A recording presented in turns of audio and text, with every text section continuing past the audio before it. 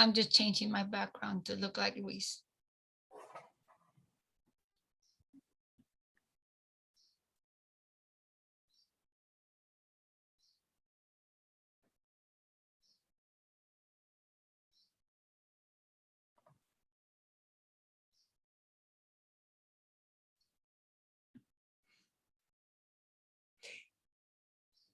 Welcome to today's webinar, the NSF Improving Undergraduate STEM Education Hispanic-Serving Institutions Program. We welcome you to the program. And my name is Lucia Gutierrez. I am AAHHE's Executive Director. I will be in the background. Should you have any technical questions, please make sure to send me an chat. If you have any other questions for the speakers, please, you can write down the question in the chat box as well. Please let me introduce Dr. Victor Sáenz, AAHHE Chair, who is going to welcome today's speakers. Thank you. Thank you very much, Dr. Gutierrez. Good afternoon or good morning, wherever we may be, you may be listening to us from. My name is Victor Sáenz. I'm a professor and department chair at UT Austin in the College of Education here. And I also have the privilege and honor of serving as the chair of the board for AAHHE. We're so pleased and grateful to be able to partner with so many organizations nationally. And today is no different. Excited once again to partner with the National Science Foundation in this effort. We have several outstanding panelists today, including one of our current award winners for AAHHE, Dr. Elsa Gonzalez, who's a faculty at the University of Houston, also currently on loan, I would say, with the National Science Foundation. Is that right, Elsa, to say you're on loan? Something like that, right?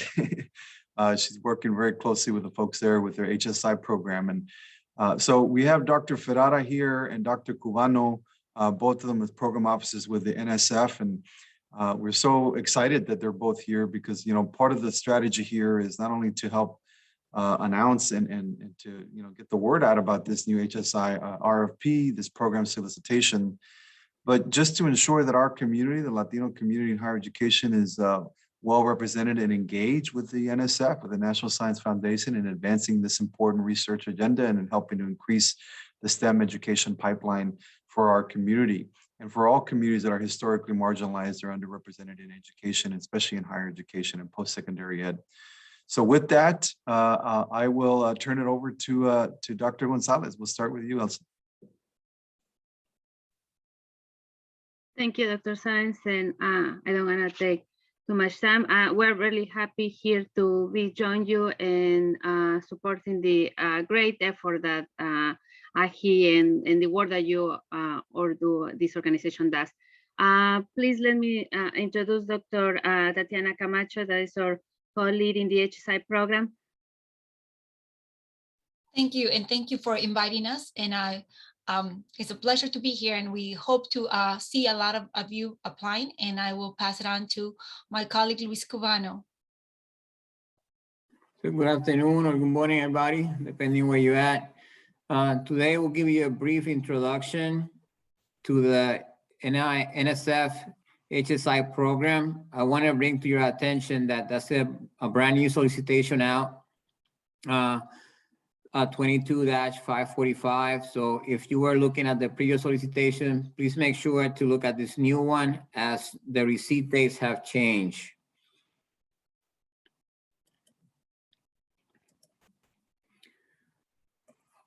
Today, me and Mike Ferreira will be talking to you, but the HSI program team is composed of many individuals. We have two co-leads, Tatiana Camacho and Michael Davis, and a group of program officers that are here to help you and assist you in your submission process. Michelle Camacho, Mary Crow, myself, Mike Ferreira, Elsa Gonzalez, and Sonia Montas Hunter. We also have a program monitoring team that assists us in the process of transmitting the proposals and getting some data necessary for the processing. And we also have two program specialists that also help us in the processing of the applications as they go through the system. Once again, we want to make you aware that this presentation is an overview of the solicitation, and it's not meant to cover all the required components of the application. So please look at the solicitation in detail and also at the PAPG. The first part of the PAPG has the proposal preparation guide, and then it also has the proposal preparation checklist.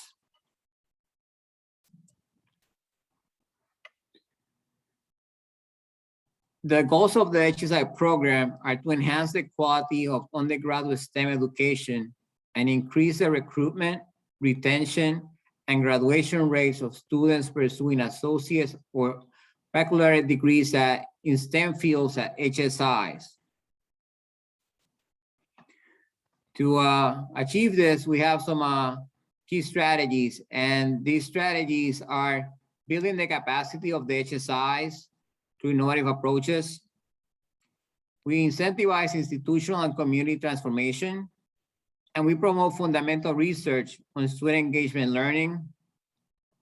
And it will also, what it takes to diversify and increase participation in STEM workforce by those students, and how to build institutional capacity at HSIs. When you look at the solicitation, you will see that the solicitation has 3 different tracks, and these tracks will parallel your institution or the type of project that you want to engage at your institution. We have a track 1, which is also known as the planning or pilot projects track. Track 2, the implementation and evaluations project. And track 3, which is the institutional transformation projects. Track 1, projects can be up to 2 years. Track 2, up to 5. And track 3, up to 5 years. The funding for track 1, if you're submitting as a single institution, you can request $200,000. If you're collaborating with somebody, you can request $300,000. And if you're partnering with a community college, you can request up to $400,000. The same, there's going to be also some budget limitations for track 2. So for a single institution, you can request up to $500,000. If you're collaborating with somebody, you can request up to $800,000. And if you are engaged in a collaboration with a community college, you can request an additional $200,000, so for a total of $1 million. The funding for the track 3, it can be up to $3 million. As I indicated before, the new solicitation has some new deadlines. So the new deadline is March 28th. And then we also have deadlines for August 31st and February the 8th for 2023 for track 1. For track 2, the deadlines will be March 28th, 2022 and February 8th, 2023. And for track 3, March 28th, 2022, August the 31st, 2022, and February the 8th, 2023. We also accept conference proposals. This can be submitted by institutions of higher education that are HSIs or non-HSIs, and they are accepted at any time. Just contact us with your idea, and we will let you know if we're interested in the idea.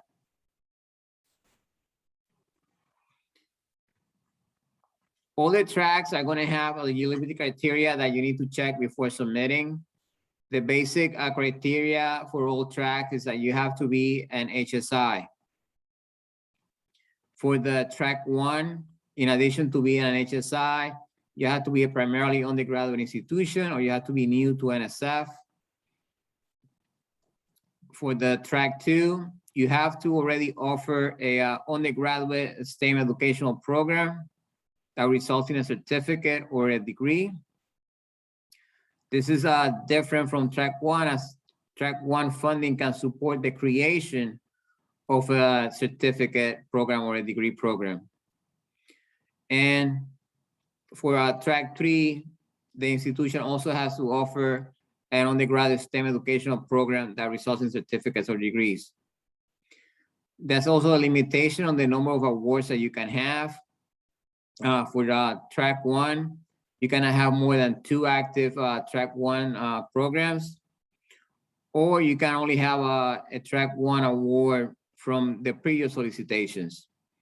For a track 2, you cannot have more than 2 track 2 programs, or 2 of the track 1s from the previous solicitation.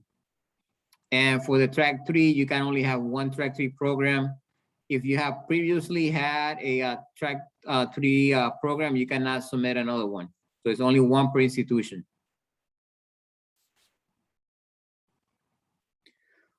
For all the applications, we have some expectations. First of all, we support all STEM science fields that are supported by NSF. All the projects will have well-defined and measurable outcomes aligned with the HSI program goals. If we expect you to provide a student mentoring plan, if you are requesting funding for wages or stipends for undergraduate or graduate students. And we encourage you to use faculty or expertise in education and other disciplines like social behavioral researchers, and to have experts in assessment and evaluation as part of your projects. For all applications, you must provide institutional data narrative. And this their narrative will describe the background of your institution and how the HSI program will fit into that background and how it will make a difference in to your institutions. This data can be provided from iPads, or it can also be provided as spreadsheets from your institutional Office of Institutional Research. You want to make sure that the reviewers understand the project that you're proposing and how it will make a difference at the institution in your current environment. All projects also support faculty research, and this research can be distinct from the main project that you're trying to do. If you're going to propose a faculty research project, they should support the overarching goals of the HSI program, so increasing retention and graduation rates of students, improve and enhance the STEM education, including undergraduate student research experiences, and you should explain how it will catalyze new faculty research activity in addition to supporting ongoing efforts. Each faculty member that receives funding for research must include a 4-page faculty research plan as part of the application.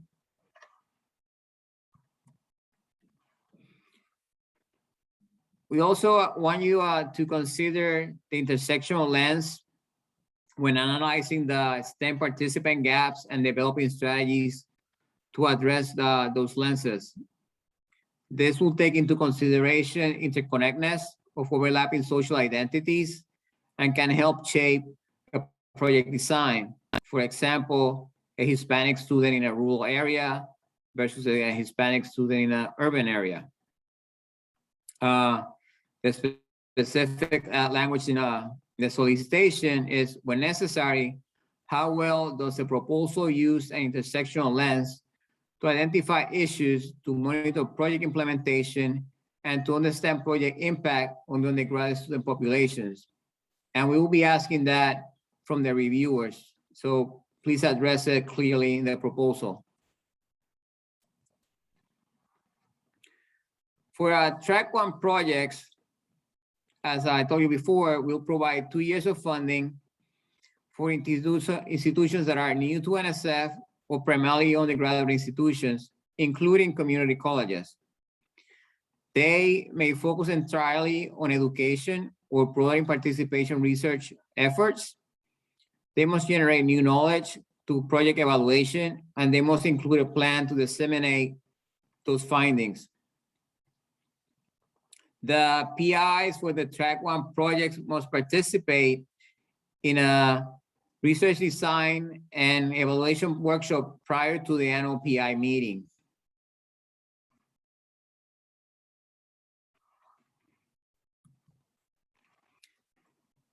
Some types of projects that you can think for track 1. For planning projects are basically, you undertake activities that are necessary to develop future HSI programs, track 1 and track 2s. And the pilot projects can be used to achieve short-term, well-defined projects to identify high-quality undergraduate STEM education practices at HSIs and gather preliminary data for future HSI program proposals. So basically, we want you to go from a track 1 to a track 2 or track 3 proposal. So when you're writing your application, please say how you're going to move from level 1 to a track 2 or track 3. Some examples of projects that you can work on are implementing evidence-based strategies to broaden the participation of historically underrepresented groups in STEM, develop courses to start new degree programs or in accreditation, provide faculty development to implement evidence-based teaching strategies, focus on critical transitions, such as successful integration of transfer students into doctoral programs or degree programs, and develop a STEM education or broaden participation research expertise, which within the institution. You can also do institution-wide STEM undergraduate needs assessments, perform site visits to learn about promising practices in STEM undergraduate education, to testing of evidence-based interventions, to data collection to support program creation or revision or scale up of effective strategies, and development of industry, academic, and nonprofit or community partnerships. And now I'll pass it on to my friend, Mike, who will continue with the presentation. Thanks, Luis. I'm very happy to be here. And so I'm going to talk a little bit about tracks 2 and 3 in the program, and then just a few generalities about the NSF review process before we open up the floor for questions. So track 2, as we mentioned before, provides 3 to 5 year funding opportunities to all HSIs for projects that live within units, departments, multi-departments, or even across institutions and collaborative proposals to enhance undergraduate STEM education. So some examples of the types of things we support: research studies to promote one of the HSI program goals that we discussed at the beginning, replication or adaptation studies to examine a program goal in the context of your institution or a group of institutions. And, you know, these are 2 examples. And if you look at that beginning of the slide, you may say to yourself, wow, that's pretty broad. And if you think about the HSI program goals, those are also quite broad. You're totally correct if you think that. And I think one of the exciting things about track 2 is that you know, you have between 3 to 5 years, depending on how you structure who will be working on the project. You have between $500,000 and $1 million. There's a lot of different ways you can go. So we'll talk a little bit more about a few specifics in this track, but one takeaway is I want to really encourage you, if you're looking at the IEP track, to be creative, to think about some things that you can do to really make a difference at your institution, in your programs for your students. Just like the institutional data narrative is still required, and the focus of the IEP should be supported by that institutional data, showing areas of STEM undergraduate education that could be improved or could be strengthened by the work you're proposing. Slide.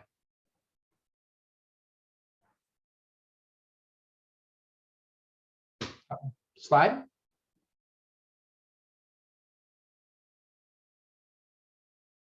Oh dear, okay, good. So some other required components of the track. We want IEP projects to include diverse teams with expertise to implement the proposed project. As we said, educational, social behavioral researchers, assessment and evaluation experts. But you know, we also see strong projects come in depending on what areas of the institution or the degree programs they're touching on. You may want to involve advisors from your institution, student support professionals who are working in different offices. It really depends on what you're trying to do. It does not just have to be a project, though, staffed by faculty and administration. There's a lot of different ways you could go, and we want you to really build the right team. Now, track 2 does require a STEM education research component and also a project evaluation component. And then, as before, we want you to disseminate all the wonderful things you create and learn to the community so that hopefully other HSIs and non-HSIs for that matter can pick up your models and your outcomes and hopefully replicate it in their own context. We want an institutionalization and sustainability plan for the proposed activities. We understand that funding is a great way to get things started, but we'd really like to understand how you're going to keep it going once the ball is rolling with this idea that you're sending us. And then if you have had prior HSI program awards, we want to know the outcomes of those awards and how they've impacted your institution. And that goes back to our first solicitation a little more than 3 years ago. I'm going to talk about this a little bit. Proposals should be based on your assessment of previous NSF awards and the current state of the institution. So slide. And so really what we mean by that is that IEPs really need to be evidence-based. So they can focus on, again, any area of interest to the institution and the HSI community. Just some examples there: critical transitions, cross-sector partnerships. We see a lot of wonderful community, government, corporate partnerships that go into these programs. Building capacity, trying to tackle problems with gatekeeping, co-curricular programs, recruitment, retention, graduation, transfer, all of these other things. And then, of course, broadening participation efforts for historically underrepresented groups in STEM. And again, be creative. There are so many things you can do aligning with the HSI program goals within this track. So the project goals and activities should be based on existing STEM education and/or behavioral science literature and aligned with the long-term plans of the units or the department. The institutional data narrative helps play a role in that. What I like to say, and this is true for the HSI program, but for a lot of NSF programs that my colleagues and I work on, a really good proposal tells the story of your institution, of your students, if you're working on faculty development, of those faculty, and helps us understand not only what's happening right now, but how this threads into the larger plan for your institution. Doesn't mean you have to fundamentally claim that you're going to reshape every possible thing about a degree program or a large sector of your institution for $500,000. That would be too much. But we'd like to know how this all fits in, that it's not just a really talented, excited group of people doing their own thing. We would love a larger story.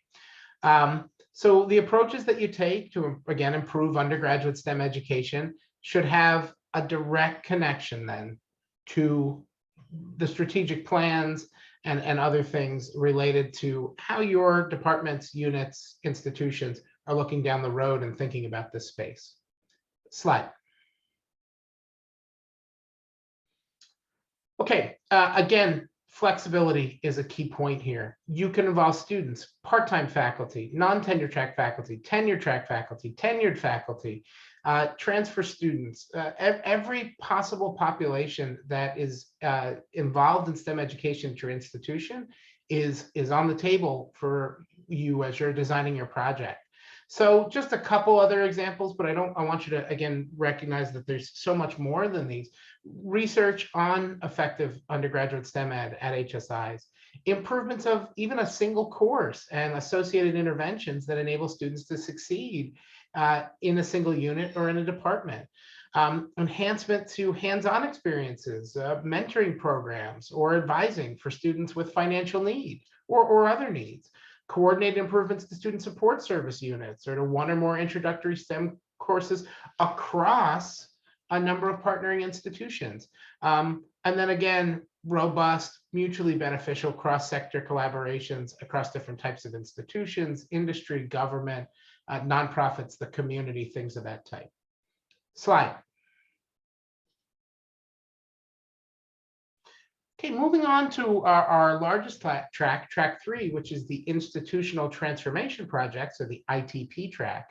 So again, ITP is a 5-year funding opportunity open to all HSIs with a goal of looking at institution-wide systemic change projects grounded in the research literature, both the research in STEM education and broadening participation. So ITPs are intended, we want you to put together a project that's going to make institutional infrastructure and changes to support long-term transformation at your institution that encourage and support faculty to implement evidence-based practices that are going to enhance student outcomes of one or many different types in STEM at the proposing institution. So these are generally single institution proposals. Obviously, you may partner with some other entities, but the locus of the change and the transformation is the one institution.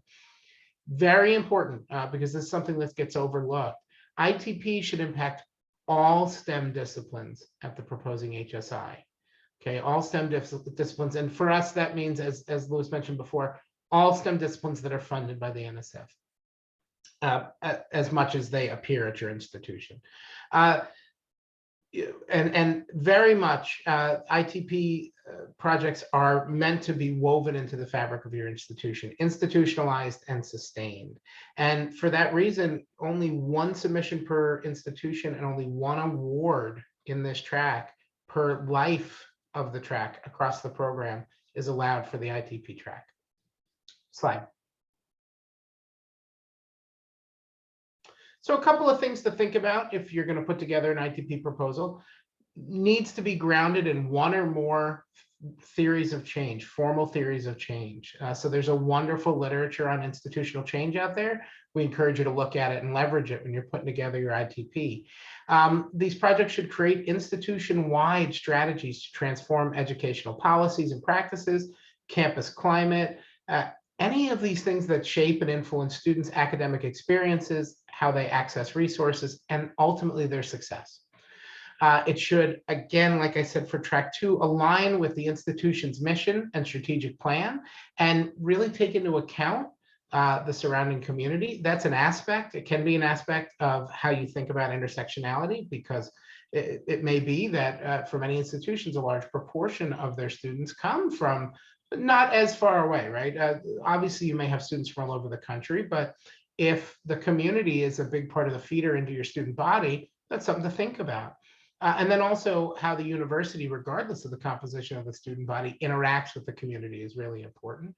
And then demonstrate strong evidence of institutional commitment to the proposed work. So you'll have an opportunity to submit a more detailed letter from an administrator than you can in general for other NSF programs, really laying out how this project is important to the institution, how it'll be sustained, how it'll be institutionalized, as we said.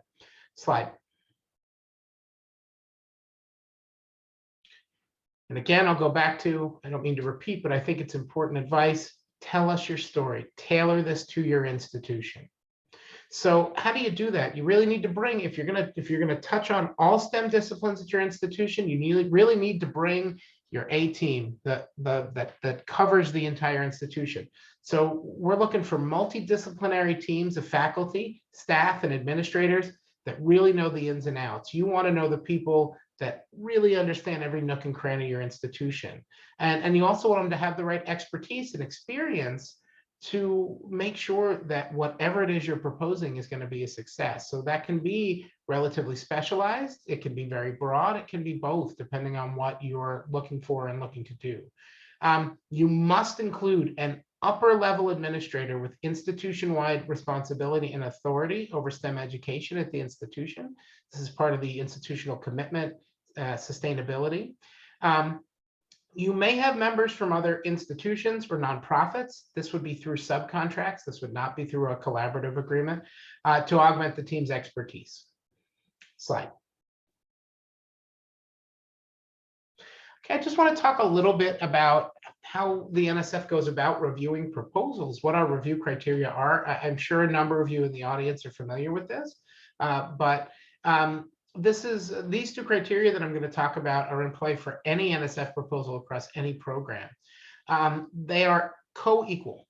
They're both to be given full consideration during the review and decision-making process. And we certainly talk about both when we're trying to make our decisions internally.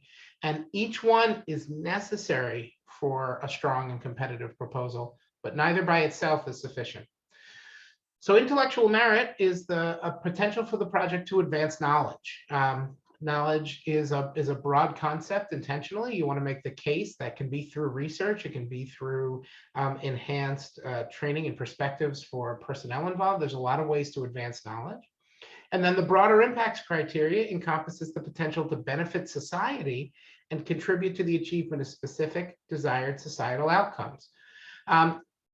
What does it mean to benefit society? There's a lot of positive societal outcomes. I think a mistake that proposers make often is they think that the only way to discuss broader impacts is to discuss efforts to broaden participation. Certainly, that is a broader impact. Broadening participation in one or more STEM disciplines, I don't think anyone would disagree, is a tremendous societal good.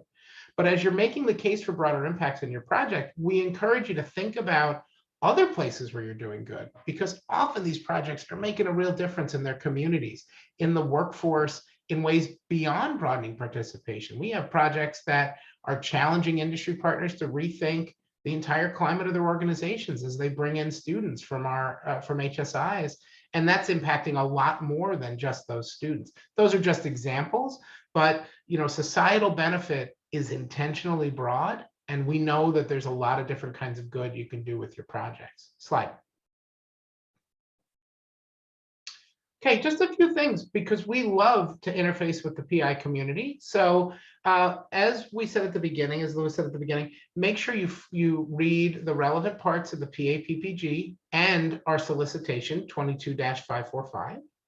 Feel free to contact any member of the team with questions about the solicitation or broad questions about the program. We're also happy to set up a consultation to discuss a project idea in advance of your submission. Slide. So just a little bit about consultations. We always encourage you to go and talk to your colleagues in sponsored research at your institutions about your ideas. They may be able to give you some advice about institution-specific things that are important as you're thinking about how to submit. There's always internal systems and usually checks and approvals to navigate. But then coming to talk to us, we want you to write a 1 to 2 page summary of your project. Gives an overview, some major activities, a sense of the potential broader impacts and intellectual merit. And then email your summary to one of us is the preference. If you've had interactions with more than one of us, 1 or 2 is fine. What we want to avoid is getting crossed up. Sometimes people will email each member of the team individually and no one will know, and then we'll all send different responses. That's not the most efficient way to do it. So go ahead and if one of us is getting a large number of requests, we are a very collaborative team. So we'll share it and you'll have an opportunity to talk to one of us, and everyone is equally knowledgeable. And then you would schedule generally a 25 to 30 minute consult session. The goal is not to sell your idea. Okay, a big voice in this is the reviewers. They're not going to be there at the consult session. Your goal is to ask questions and to receive feedback on that 1 to 2 page summary you sent us.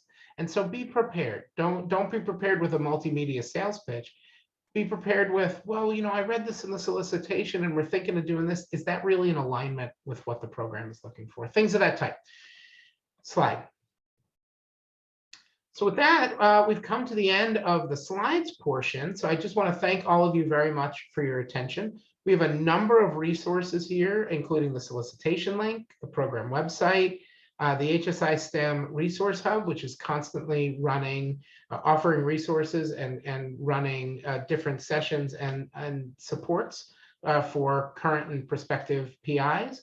And then just a little bit about Fastlane. If you have any issues as you're trying to submit, our help desk for Fastlane is tremendous and very quick.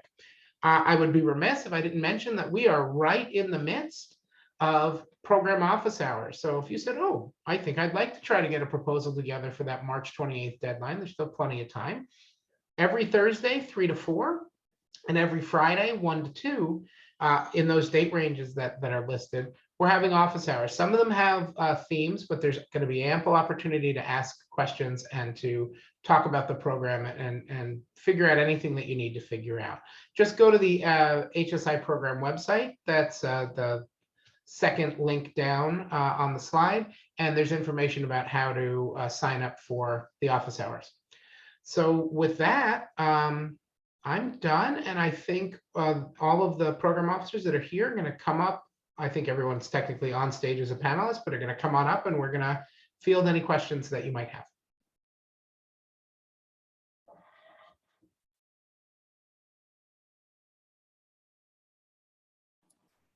There was a question in the chat if the materials from today will be available. Lucia, can you let the participants know?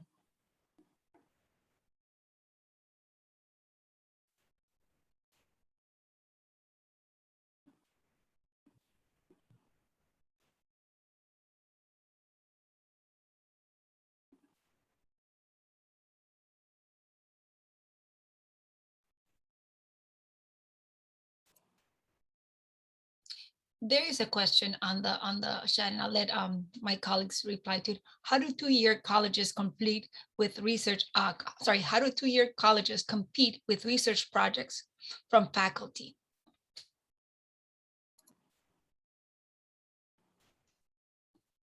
I'm happy to field that one unless someone, okay.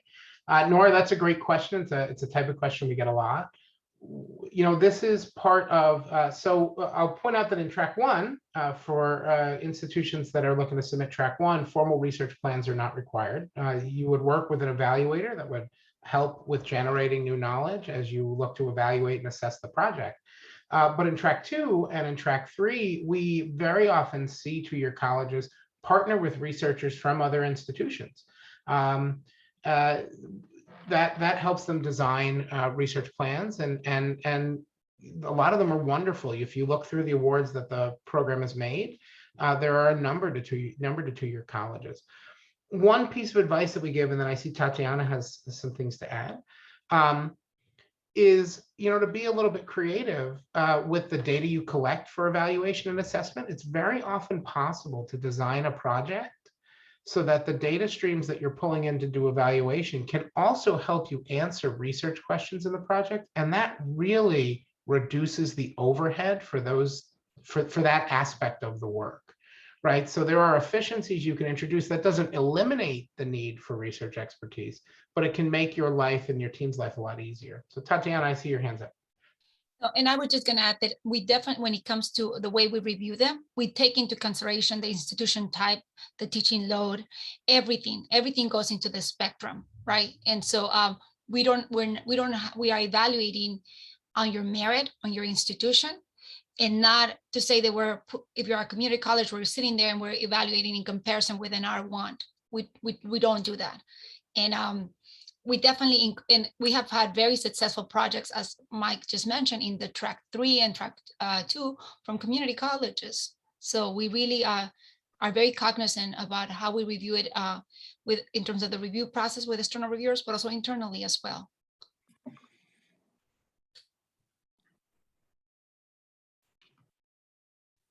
So we have another question.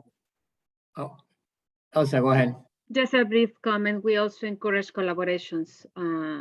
As Mike and Tatiana mentioned, be creative, and if you see something that another institution can collaborate and bring another strength that you may need, that is a great way also to put together those proposals. Their collaborations are very important, and so you don't feel overwhelmed for do everything. You don't need to do everything. And if I just may add, because there was a question about the teaching load, right? We take that into consideration too. The typical funding that NSF does is 2 months, right? In terms of support for faculty salaries. But if you have a heavy teaching load in the HSI program, we take that into consideration. So we definitely, for institutions that have a heavy teaching load or faculty, we approve longer periods of salary compensation for that than the 2 months. There's another question that I'm going to ask my team members to join me in answering, or to answer it, is what types of projects have been funded in track 1? So right now I'm sharing the slides that I have examples of pilot projects and planning projects. So examples or pilot projects in track 1, you can have implementation of evidence-based strategies to broaden the participation of historically underrepresented groups in STEM. You can have development of courses to start a new degree program or earn accreditation. You can provide faculty development to implement evidence-based teaching strategies. You can do focus on transition from to transfer students into a degree program, and develop a STEM education or broader participations, research expertise at the institution.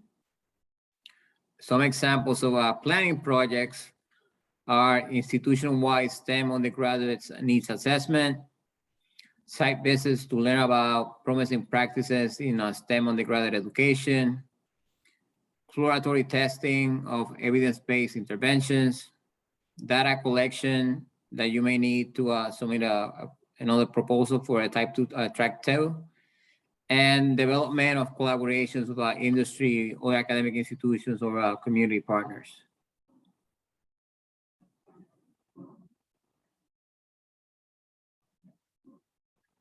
And I'll say, as those is indicating, we put that list together because that's a great exemplar of the types of things that have been funded. But Tatiana just sent me a message. I'm going to just drop a link in the chat for all of you. Just give me 1 minute. Some of you may be familiar with this. The NSF has a wonderful public awards database. So there's a few things you can do. I'm going to actually drop the advanced search link in because that gives you a lot more flexibility as opposed to just doing a keyword search. Let me see if I can put this right here. So that is a tremendously helpful site. You can search by the program, you can search by state, you can search and then add in keywords. So if you are interested, also, if I'm going to drop one other slide, one other link in the chat. Thank you. Sorry, we're doing this on the fly, folks. I'll be right with you. Sorry. Which is, where is it? I'm looking for, there's a link on the NSF program website. Here we go. On the HSI program website, which will take you directly to awards made by the program. So there you go. So that award search is great for any type of program at the NSF you want to learn more about the awards that have been made. But if you look on the program website for any NSF program in any division or directorate, a little bit down the page, there's a link that says browse projects funded by this program, and you can look. Generally, since the specific question was about track 1, you want to look for the word pilot or planning. We do ask that that is the beginning of the title. HSI planning project, HSI pilot project. Occasionally that can slip through the net, but generally they will all have pilot or planning at the beginning of the title.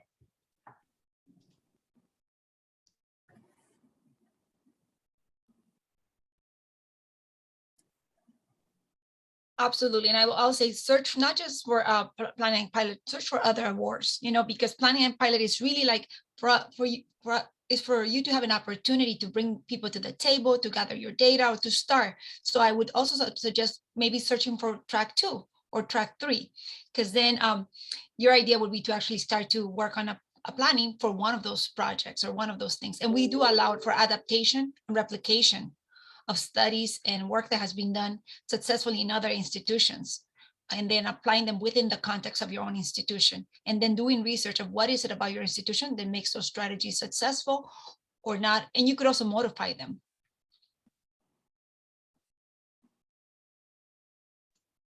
So we don't have another question. I'll say Tatiana makes a tremendous point, as usual, that there are we see a lot of studies that are taking things that have worked in other settings and bringing them to your specific institution.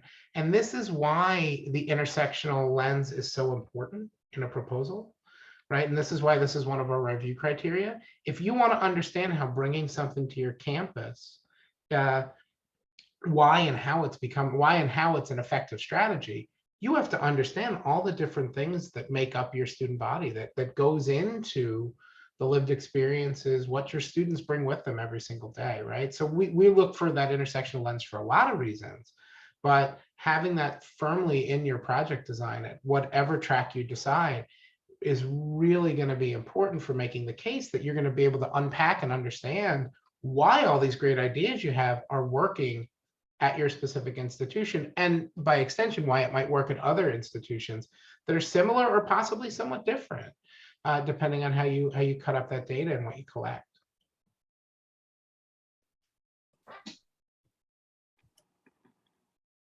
We have another question. Can you talk a little bit more about faculty research?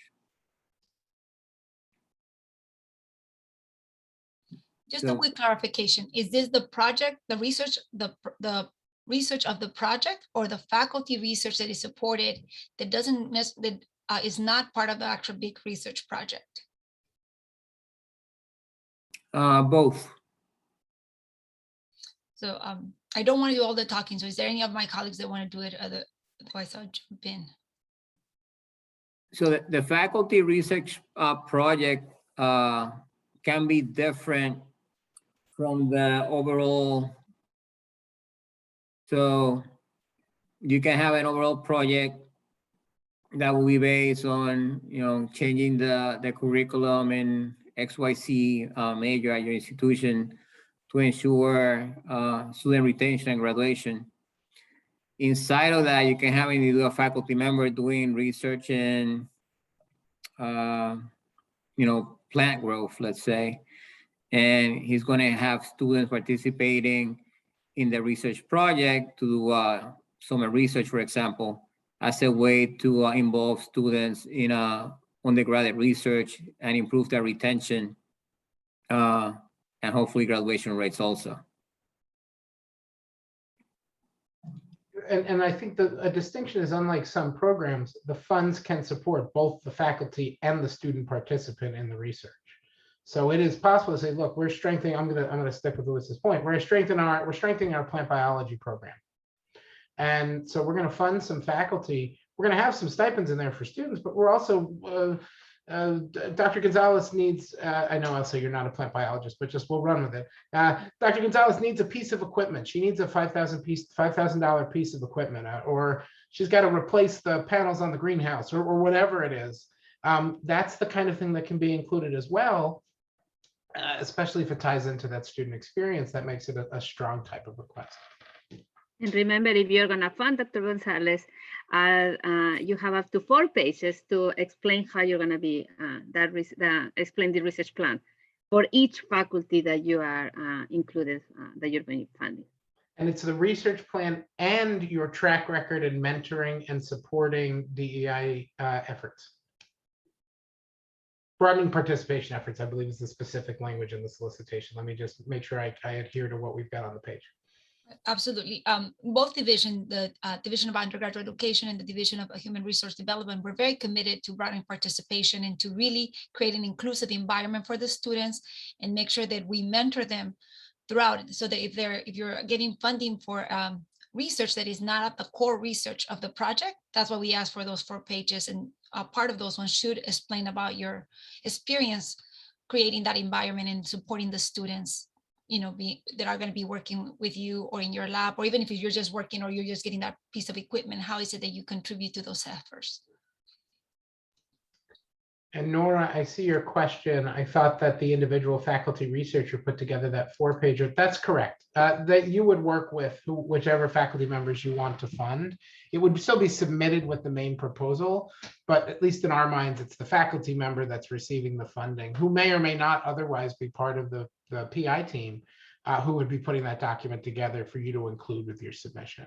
Obviously, different projects and project leads handle it different ways and may be involved in other ways, but it's generally coming from the faculty member receiving the funds.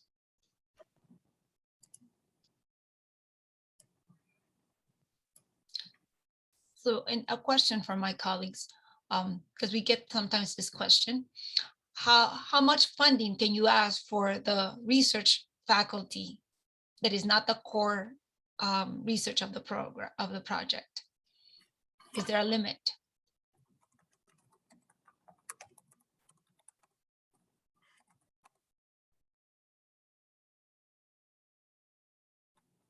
So, Yep. Go ahead, Mike. Go ahead. No, I mean, that's a limit to the overall budget that you can request. There are limits on how much you can ask for equipment. So that's only a certain percent that can be used for equipment. Definitely in the eyes of the reviewers, it would not look positively if 90% of the budget is going to a faculty research project and 10% is going to the actual HSI project. So make sure that you have a balance that can be justified in the eyes of the reviewers.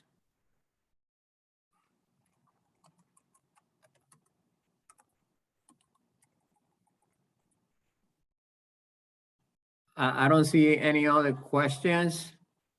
So we would like to thank everybody for coming in today. Feel free to send us an email, reach out to us, do a search, NSF and our name, and who show up, send us an email, and we can discuss your individual institutional questions in a one-on-one session. So once again, thanks a lot and have a great afternoon. Thank you, everyone. We really appreciate the opportunity to chat with you today. Thank you. And you, just everyone. as a reminder, please take advantage of our office hours. Thursdays 3 to 4, Fridays 1 to 2. Right now I'm hiccuping. Sorry. Yeah, Thursdays 3 to 4, Fridays 1 to 2, going through mid-March. Exactly. We will be there. Come, even if you don't have questions, because sometimes you might not have the questions, you could just log in and listen to other questions and learn. And check our website. Yes.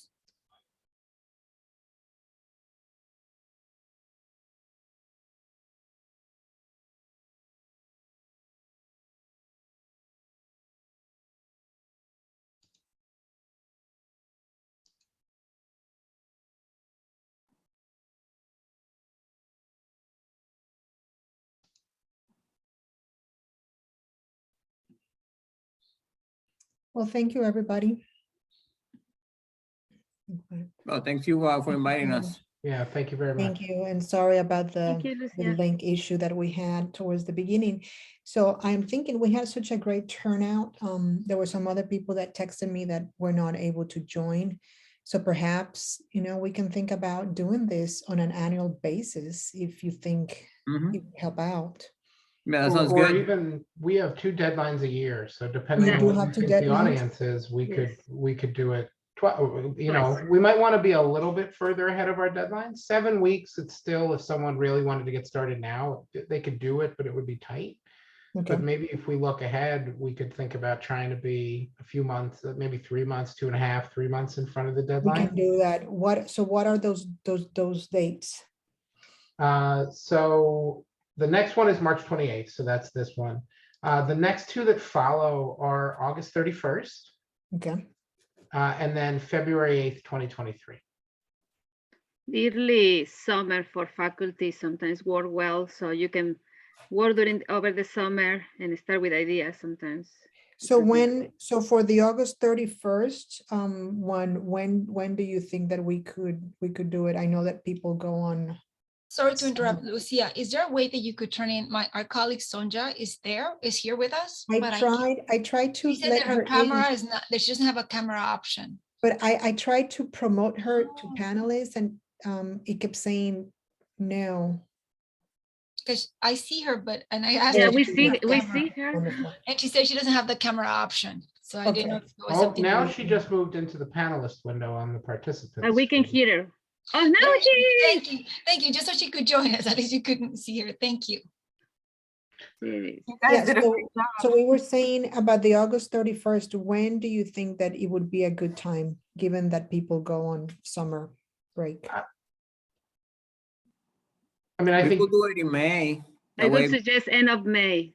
So people, End of it's May. a good time with people plan, but I don't know the rest of you. Perfect. That sounds I mean, great. and it's up to you, obviously, to do whatever you think is best for your membership. We can't suggest, but we're just not allowed to point you to specific projects. Mhm. But if you want to look at that award search and you say, hey, you know what, instead of having this crowd again, we'll invite some awardees, and just organize your own panel, and one of us would be happy to moderate or take part in that. We just can't say, oh, you need to look at awards X, Y, Z, W. We're not allowed to favor one award over another. But if you Right. think it would be better to have awardee voices and just one of us play a Okay. role, or a couple of us be there for questions, whatever you think is best, whatever you think would serve the community best. But I think for now, we can go ahead and just have, see, because we had such a great response. Let's do one at the end of May to get people ready for the August 31st deadline. And then you said that the second one is what, February? In February February 8th, 2023. 23. So that would be, you said that 6 to 8 weeks prior? I would say probably more like 10 to 12 would be, but so maybe for the 12 weeks, February okay. one, trying to thread that needle between finals and the holidays, that's a little Yeah, tough. that's a risky one, yeah. After Thanksgiving, And Thanksgiving. Yeah, maybe, yeah. After- just after Thanksgiving, so yeah. I Okay. know you're posting videos, so that's helpful, but again, what's best. We're But now we're that not I on a have the semester deadlines. calendar, so Okay. plus or minus other commitments with other programs or other things, we can. Would this be in person or in virtual? Because maybe that's also would Yeah. allow my colleagues, depending, like if it's in person, depending where, or if it's gonna be hybrid, some of them, depending on the location, they might be able to join. For which one? For the conference, you mean? Any of them. Where any of them. Yeah, we don't know yet. I mean, we were hoping, to be fully in person for this year. We have to do it hybrid. I don't know where we're going to be. But that being said, we are planning for an in-person conference in 23. So that's as far. And we'll be having some announcements about the HSI PI conference, or it's not really a PI conference, the HSI program conference, hopefully in relatively soon in 2023. So we'll make sure we share that with you, because you don't have to be an awardee to participate. Okay. And we hope to have at least some support for travel awards for folks who want to come and learn more about the program through that meeting. So let's maybe, in addition, we would love to do these two things. I think, I don't want to speak for everybody, but let's just keep the lines of communication open. We're happy to collaborate in whatever way would be great. Absolutely. Yes, I think it's great. And I thank you again for taking the time and doing this webinar. I think it was a great success. We appreciate it. Absolutely. Have a wonderful rest of the week. Okay, you too. Bye-bye, everybody. you. Take care. Bye-bye. Thank you.